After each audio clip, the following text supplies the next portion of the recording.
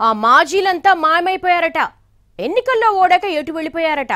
ఇన్నేళ్లు మా అంత మొనగాళ్ళు లేరంటూ బిల్డప్లు ఇచ్చిన నేతలు చాలా మంది ఒకే ఒక్క ఓటమితో కనిపించకుండా పోయారట. పవర్ ఉంటేనే ప్రజల్లో తిరుగుతారా, లేకుంటే కాడి పడేసి వెళ్ళిపోతారా అన్న ప్రశ్నలు వెల్లువెత్తుతున్నాయి. ఇంతకీ ఎక్కడుందా పరిస్థితి? ఎవరా నాయకులు? ఉమ్మడి ఆదిలాబాద్ జిల్లాలో చాలా మంది మాజీలు మిస్సింగ్ అట. మరీ ముఖ్యంగా 10 ఏళ్ల పాటు పెత్తనం చెలాయించి అయిన దానికి కాని దానికి నానా హంగామా చేసిన బీఆర్ఎస్ నేతలు కొందరు అసెంబ్లీ ఎన్నికల్లో ఓడిపోయాక అగుపించడం లేదట.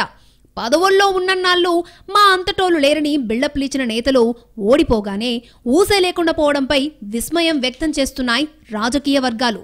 ఓటమి బాధ నుంచి తేరుకోలేక ఇప్పటికీ కొందరు జనంలోకి రాలేకపోతూ ఉంటే మరికొందరు మాత్రం ఫ్యామిలీ ట్రిప్స్ వేస్తున్నారట.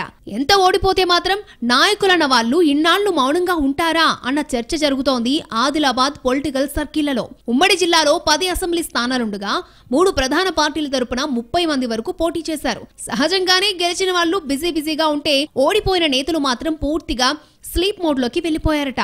ఎన్నికలకు ముందు సిట్టింగ్ ఎమ్మెల్యేలుగా ఉన్నవారు సైతం ఓటమి తర్వాత అడ్రస్ లేకుండా పోవడం ఏంటి అన్న చర్చ జరుగుతోంది. చివరికి సొంత నియోజకవర్గాల్లో పార్టీ క్యాడర్ ని సైతం పట్టించుకోకపోవడంతో కింది స్థాయి బీఆర్ఎస్ నాయకులు కార్యకర్తలు గోడ దూకేందుకు సిద్ధమవుతున్నట్టు ప్రచారం జరుగుతోంది. సిర్పూర్, ఆదిలాబాద్ మాజీ ఎమ్మెల్యేలు అడపాదడపా ఉన్నామంటే ఉన్నామని కనిపిస్తున్నా మిగతా వాళ్లంతా మరీ నల్లపూసలైపోయారు అన్న మాటలు వినిపిస్తున్నాయి. ఇళ్లకే పరిమితమవుతున్న కొందరు నాయకులు క్యాడర్ ని కలిసేందుకు కూడా ఆసక్తి చూపించడం లేదట.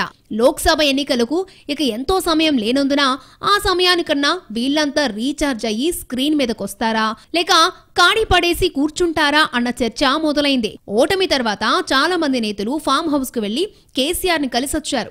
కానీ జిల్లా నుంచి ఒకరిద్దరు మాజీలు ముఖం చాటేయడంపై అనుమానాలు పెరుగుతున్నాయట పార్టీ వర్గాల్లో. సర్కార్ను ప్రశ్నిద్దామంటే కొత్త ప్రభుత్వం కొలువుదీరి కొద్ది రోజులే కావడం, మాజీ ఎమ్మెల్యేలుగా ఇప్పటికిప్పుడు చేసేదేమీ లేదని కొంతమంది చెప్పుకుంటున్నా బీఆర్ఎస్ జిల్లా అధ్యక్షులుగా ఉన్న నేతలు సైతం జనానికి దూరం కావడంపై క్యాడర్లో ఆందోళన వ్యక్తమవుతోందట. దీంతో పదవులుంటేనే జనంలో ఉంటారా లేకుంటే పత్తా లేకుండా పోతారా అన్న ప్రశ్నలు వస్తున్నాయి. గెలుపోటములను సమంగా చూడాలని చెప్పే నేతలే గాయబ్ కావడం ఏంటంటూ నియోజకవర్గాల్లో చర్చ జరుగుతోందట.